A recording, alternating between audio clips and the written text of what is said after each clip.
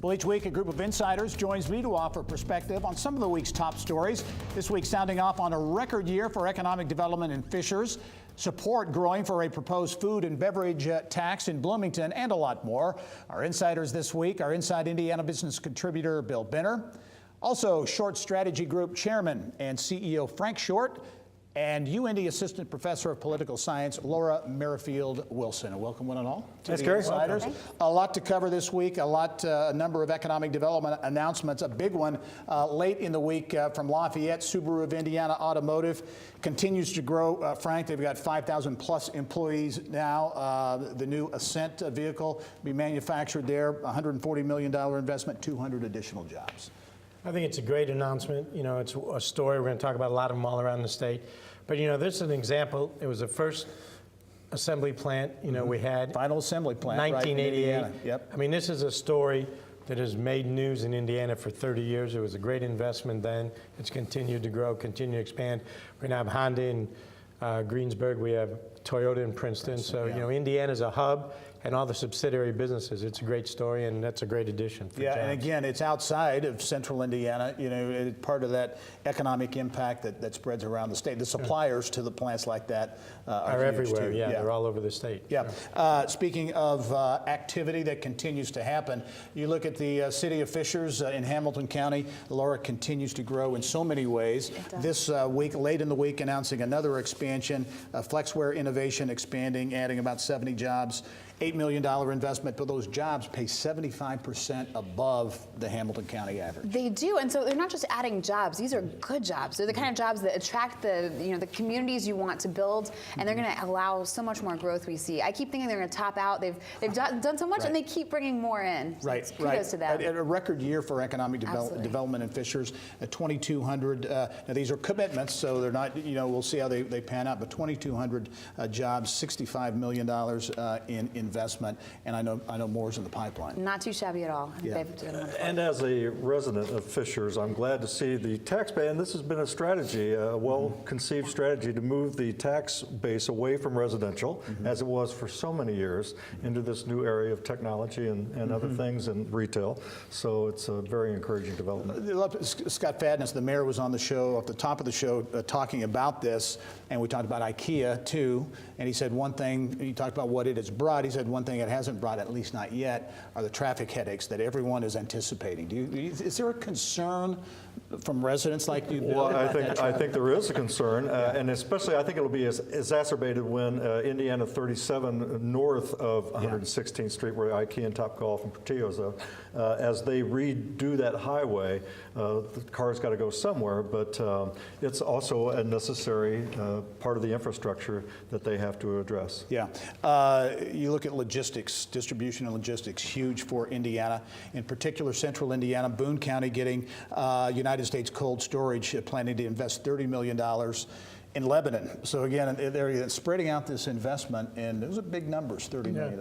And again, you know, that's northwest of the city. Fishers is northeast, and as we talked about, Lafayette, it's all around. You know, it's not just Indianapolis. Indianapolis is the hub that drives the engine, but it's all around. It's in, you know, one county, two counties over. Just like when we bid for Amazon, it was a joint venture for the region. So, you know, there's great cooperation, and you know, those jobs are easy to get to if they're in Whitestown, if they're in Boone County, if they're in Lebanon, they're in Fishers. You know, it's not like you got to drive 90 miles to get a job anymore. There's jobs here, which is why I think, you know, students are staying now in Indiana because they can get good paying jobs right here in Indiana. We're gaining on the brain drain. A lot of communities around the state of Indiana are investing or reinvesting in their communities. Interesting story from Bloomington this week. We see the Bloomington Chamber of Commerce coming out in support of a food and beverage tax, a 1% food and beverage tax that would go, help go for an expansion of the Monroe Convention Center in downtown Bloomington. Nobody or few people like tax increases. But when you look at some of these projects and how they get paid for, the tax increase is an option. It is, and when we were talking about Fadness and what's going on in Fishers, these kind of strategies can pay off long term. 1% is not that big, and especially when you consider Bloomington, college town, I'm sure there are a lot of beverages and food being purchased there, and that's going to add up. And to be able to build on tourism, we've been very successful in Indianapolis and Marion County. I'd love to see Bloomington enjoy similar results. We're just in Fort Wayne this week. They've got a food and beverage tax. You know, so so many other cities around America have looked at Indianapolis and go, well, how did they do it? Well, one of the reasons how they did it was with a food and beverage tax, and in this case, a regional food and beverage tax. I'm surprised Bloomington hadn't gotten to this already. Yeah, yeah. Also, the Indianapolis International Airport, I keep calling it the new airport. It's not that new anymore. It looks like it still even though it's been around for a long time. Mario Rodriguez, the executive director, was on a United Nations panel this week in Montreal, which, as he termed it, it was a pretty big deal to be invited to come and testify and be a part of this on civil aviation and sustainable airports, and really in front of an agency that sets policy for airports around the globe. Yeah, and you know, I think, again, 5 out of 6 years, best airport in North America, the last 4 years straight with Condé Nast.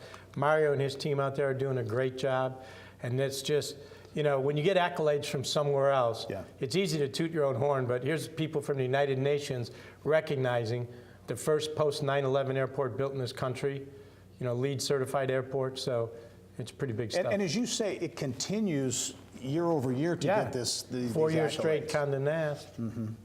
That's why I keep my subscription, so I look for the article every year. Well, I mean, you only have to appreciate the Indianapolis International Airport when you go to somebody else's airport. I mean, it is a model, and again, great forward thinking in the design and execution of that airport. And helping to get more nonstop flights, which was the Achilles heel for Indianapolis for so many years. Now I think it's up close to 50, an all-time high for the nonstops. Folks they don't have to drive up to Chicago in order to leave the state and leave the country. And I love it. And I think of it as a new airport, too, because it looks so beautiful. It does. It does.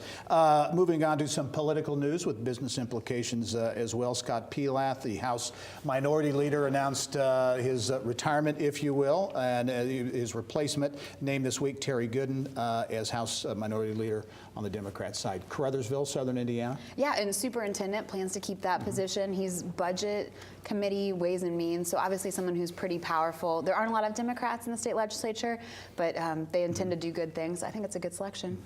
Yeah, Terry do a great job. He's been there since 2000.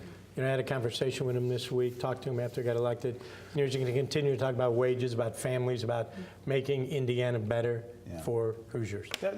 Scott Pelath, and you know, we're not down at the State House, you know, all 24/7. DEMS and ours are partisan, but he struck me as someone who had the ability to go across the aisle and be bipartisan. Scott did a great job. I mean, his reason for not continuing to do it was, you know, he's got a young family, and, you know, it takes a toll when you're here for 20 years.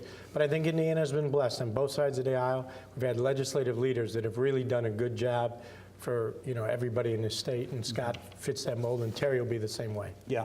Want to also mention some news that broke late in the week. Sad news for Indianapolis and for Indiana. Andre LACY, a very successful businessman, his family very well known. LACY Diversified Industries, his family very philanthropic in the communities. His name, the LACY name, on the School of Business, College of Business at Butler University.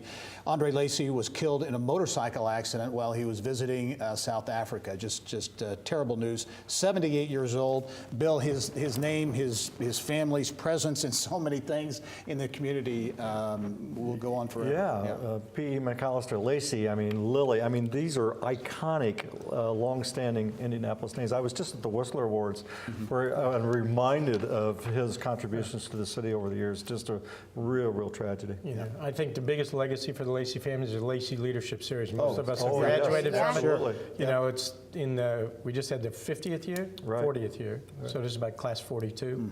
I mean, it's a, you know, it's a program that everybody wants to participate in. And it's one of the leading leadership programs for younger people in the city, and it's been modeled in other cities around the country. And that, again, is because of the generosity and philanthropy of the LACY family. Yeah, and a great example. It would totally be missed, and that name and his impact certainly will go on for many, many years. Well, that'll do it for the Insiders. Frank Short, also Bill Benner, thanks for staying on after your sports segment as well. Laura Merrifield Wilson as well. Thanks for joining us, and we'll be right back after this.